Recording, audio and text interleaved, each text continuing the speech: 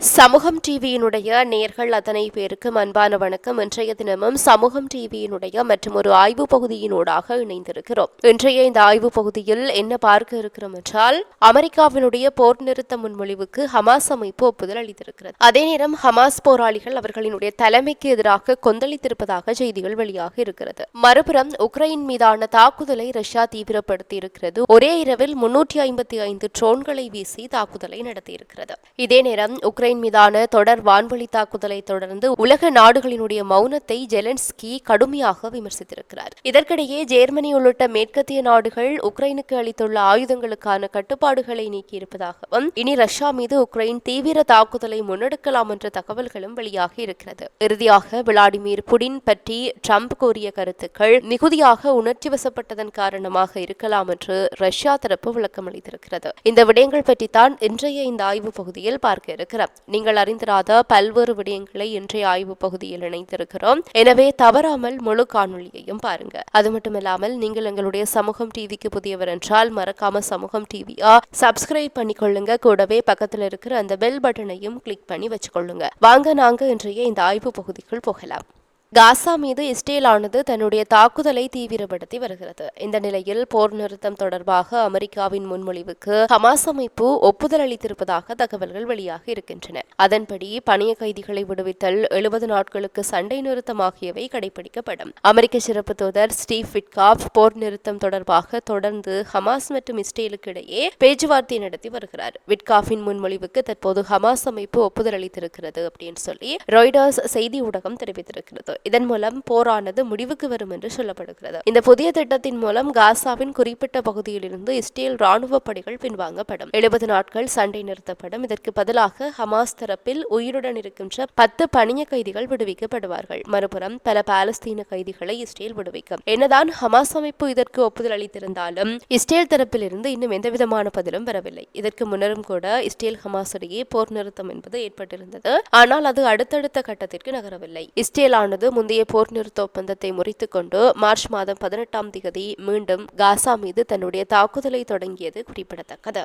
இதேவேளை ஹமாஸ் அமைப்பின் போராளிகளுக்கு மாதக்கணக்கில் ஊதியம் வழங்கப்படாததால் அவர்கள் தங்கள் தலைமைக்கு எதிராக கொந்தளித்திருக்கிறார்கள். காசா பகுதியில் இஸ்ரேல் நடத்திய போர் காரணமாக ஹமாஸின் நிதி ஆதாரங்கள் கடுமையாக பாதிக்கப்பட்டு ஹமாஸ் அமைப்பு திவாலாகும் நிலைக்கு தள்ளப்பட்டிருக்கிறது. 2023க்கு முன்பு ஹமாஸ் அமைப்பில் சுமார் 30,000 போராளிகள் இருந்தார்கள். ஆனால் இஸ்ரேல் போர் தொடங்கிய பிறகு ஆயிரக்கணக்கானோர் கொல்லப்பட்டதாலும் ஏராளமானோர் அமைப்பை விட்டு விலகியதாலும் தற்போது 15,000 பேர் மட்டுமே ஹமாஸ் அமைப்பில் இருக்கிறார்கள். ஹமாஸ் போராளிகளுக்கு அவர்களின் பதவிக்கு ஏற்ப இந்திய ரூபாயின் மதிப்பில் 20,000 முதல் 50,000 வரை மாத ஊதியமாக வழங்கப்பட்டு வந்தது. காசா நிர்வாகத்தில் பணிபுரியும் அரசு ஊழியர்களுக்கும் இதே அளவு ஊதியம் கிடைத்தது. இஸ்ரேலினுடைய ராணுவ நடவடிக்கைகளால் காசாவின் பொருளாதாரம் முழுமையாக சீர்குலைந்திருக்கிறது. ஹமாஸ் அமைப்புக்கு ஈரான், கத்தார், துருக்கி போன்ற நாடுகளிலிருந்து கணிசமான நிதியுதவி கிடைத்து வந்தது. ஆனால் அமெரிக்கா மற்றும் இஸ்ரேலின் கடும் நடவடிக்கைகளால் இந்த நிதியுதவிகள் முற்றிலுமாக தடுக்கப்பட்டிருக்கின்றன. சர்வதேச நிதியுதவி தடைப்பட்டதால் ஹமாஸ் போராளிகளுக்கும் அரசு ஊழியர்களுக்கும் பல மாதங்களாக ஊதியம் வழங்கப்படவில்லை.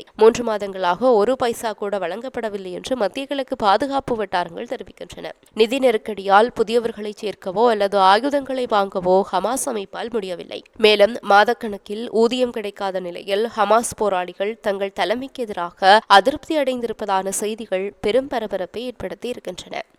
மறுபுறம் ரஷ்யா உக்ரைனுடைய 3வது ஆண்டாக நீடித்து வருகின்ற போரை முடிவுக்கு கொண்டு வருவதற்கான அமெரிக்க முயற்சிகளுக்கு மத்தியில் ரஷ்யா தன்னுடைய ட்ரோன் வீச்சு தாக்குதல்களை அதிகரித்திருப்பதால் கடந்த வாரத்தில் 30 உக்ரைனியர்கள் இறந்திருக்கிறார்கள். அதே நேரம் 163க்கும் மேற்பட்டோர் காயமடைந்திருக்கிறார்கள். இது அமெரிக்க ஜனாதிபதி ட்ரம்பை, ரஷ்ய அதிபர் புடினை மட்டுமல்லாமல் உக்ரைன் அதிபர் ஜெலன்ஸ்கியையும் கடுமையாக சாட தூண்டியது. முன்னதாக அமெரிக்க ஜனாதிபதி ட்ரம்ப் மற்றும் ஐரோப்பிய கூட்டமைப்பு போர் நிறுத்தத்திற்கு அழைப்பு விடுத்து வந்தது. அவர்களின் கோரிக்கையை நிராகரித்து வந்த ரஷ்ய அதிபர் புடின் சமீபத்தில் தானாக போர் நிறுத்தம் குறித்து பேச்சுவார்த்தை நடத்த சம்மதம் தெரிவித்தார். அதன் பின்னர் இரு நாட்டு முக்கிய பிரமுகர்கள் துருக்கி நாட்டின் தலைநகரில் சந்தித்து பேச்சுவார்த்தை நடத்தினார்கள். அப்போது போர் கைதிகளை பரிமாற்றிக்கொள்ள இரு நாடுகளும் சம்மதம் தெரிவித்தன. ஆனால் போர் நிறுத்தம் செய்வதில் உடன்பாடு எட்டப்படவில்லை. போர் தொடர்ந்து வருகின்ற நிலையில் ஒப்பந்தப்படி இரு நாடுகளிடையே போர் கைதிகள் பரிமாற்றமும் நடந்து வந்தது. கடந்த வெள்ளிக்கிழமை கைதிகளாக வைக்கப்பட்டிருந்த ராணுவ வீரர்கள் மற்றும் பொதுமக்கள் 390 பேர், சனிக்கிழமை 307 பேர் ஞாயிற்றுக்கிழமை 303 பேர் என பரிமாற்றிக் கொள்ளப்பட்டார்கள். இந்நிலையில் ஒரு நாள் இரவில் 300க்கும் அதிகமான ட்ரோன்களை ஏவி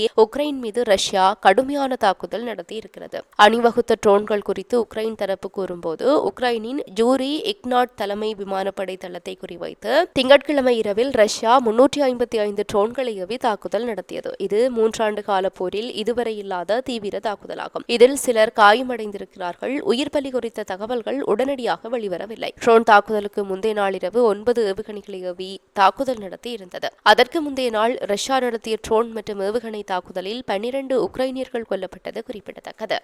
இந்த நிலையில் உக்ரைன் மீதான தொடர் வான்வெளி தாக்குதலை தொடர்ந்து உலக நாடுகளின் மௌனத்தை ஜெலன்ஸ்கி கடுமையாக விமர்சித்திருக்கிறார். உக்ரைன் ரஷ்யா இடையே 30 நாள் போர் நிறுத்த பேச்சுவார்த்தைகள் நடைபெற்று வருகின்ற நிலையில் இரு நாடுகளும் தொடர்ந்து வான்வெளி தாக்குதலை முன்னெடுத்து வருகின்றன. இந்த தாக்குதல்களுக்கு பிறகு ஜனாதிபதி டொனால்டு ட்ரம்ப் தலைமையிலான அமெரிக்காவின் மௌனத்தையும் பிற உலக நாடுகளின் மௌனத்தையும் உக்ரைன் ஜனாதிபதி ஜெலன்ஸ்கி வெளிப்படையாக விமர்சித்திருக்கிறார். ரஷ்யாவுக்கு எதிராக மேலும் கடுமையான பொருளாதார தடைகளை விதிக்க வேண்டும் என்றும் அவர் அழைப்பு விடுத்திருக்கிறார். அமெரிக்காவினதும் உலகத்தினதும் மௌனம் புடினை மட்டுமே ஊக்குவிக்கிறது என்றும் ஜெலன்ஸ்கி சுட்டிக்காட்டியிருக்கிறார். ரஷ்யாவின் ஒவ்வொரு பயங்கரவாத தாக்குதலும் ரஷ்யா மீது பொருளாதார தடைகளை விதிக்க போதுமான காரணமே என்றும் அவர் குறிப்பிட்டிருக்கிறார். ஜனாதிபதி ஜெலன்ஸ்கியின் தலைமை தளபதி ஆண்ட்ரி ஜெர்மக்கும் தொடர்ந்து அழுத்தம் கொடுப்பதன் அவசியத்தை வலியுறுத்தி இருக்கிறார். அழுத்தம் இல்லாமல் இங்கே எதுவும் மாறாது என்றும் ஜெர்மக் குறிப்பிட்டிருக்கிறார். இந்த நிலையில் ஜெர்மனி உட்பட மேற்கத்திய நாடுகள் அளித்திருக்கின்ற ஆயுதங்களுக்கான கட்டுப்பாடுகளை நீக்கியிருப்பதாகவும் இனி ரஷ்யா மீது உக்ரைனானது தீவிர தாக்குதலை முன்னெடுக்கலாம் என்றும் சான்சலர் ஃபிரெட்ரிக் மெர்ஸ் தெரிவித்திருக்கிறார். ஜெர்மனியின் புதிய சான்சலராக இந்த மாதம் பொறுப்புக்கு வந்துள்ள ஃபிரெட்ரிக் மெர்ஸ் உக்ரைனுக்கு ராணுவ ரீதியாக உட்பட தொடர்ந்து ஆதரவளிக்க எங்களால் முடிந்த அனைத்தையும் செய்வோம் என்று சபதம் செய்திருந்தார். தற்போது நேற்றைய தினத்தில் உக்ரைனுக்கு வழங்கப்படும் ஆயுதங்களுக்கு இனி எந்த வரம்பு கட்டுப்பாடுகளும் இல்லை.